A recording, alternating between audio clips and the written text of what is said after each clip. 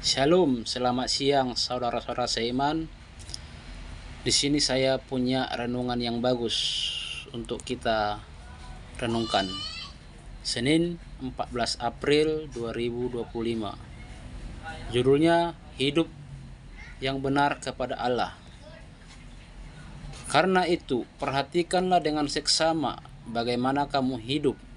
Janganlah seperti orang bebal, tetapi seperti orang arif, dan pergunakanlah waktu yang ada. Karena hari-hari ini adalah jahat. Diambil dari Efesus 5 ayat 15 sampai 16. Renungannya, Bapak Ibu yang dikasihi Tuhan, pernahkah terbesit dalam pikiran kita untuk membandingkan bedanya saat kita berjalan di mal dengan berjalan di medan perang? Di mal, kita bisa berjalan tenang dan santai sambil melihat sekeliling dengan damai. Akan tetapi, di medan perang, hal ini tidak berlaku. Di medan perang, seorang tentara ataupun warga sipil tentu berjalan dengan waspada, sangat hati-hati dan penuh perhitungan, sebab banyak ranjau, bom, ataupun peluru berterbangan. Jika tidak waspada dan hati-hati, maka nyawalah taruhannya. Hidupnya terancam sebagai seorang beriman dalam Kristus. Kita pun sesungguhnya sedang berjalan di medan peperangan dunia. Kita tahu bahwa dunia ini telah jatuh ke dalam dosa. Setiap hari kita bagaikan berjalan di lembah kekelaman. Jalan berbahaya, tidak rata, penuh liku dan banyak lubang. Ancaman senantiasa mengintai kita. Apakah ancaman kita dalam dunia berperilaku dosa sesuai keinginan si iblis? Karena itu kita harus senantiasa memperhatikan kehidupan kita dengan seksama, melewati perjalanan hidup ini setiap hari seperti orang arif dan bukan orang bebal. Paulus menuliskan, perhatikanlah dengan seksama bagaimana kamu hidup.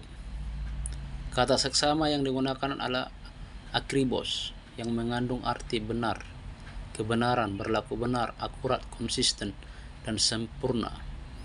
Jadi Paulus mengajak kita untuk memeriksa diri atau mengevaluasi diri sendiri,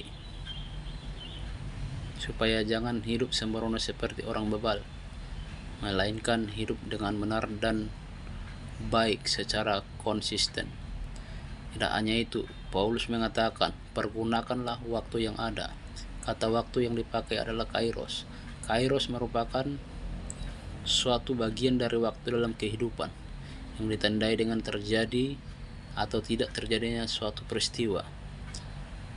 Itu sebabnya kairos disebut juga sebagai momen atau momentum.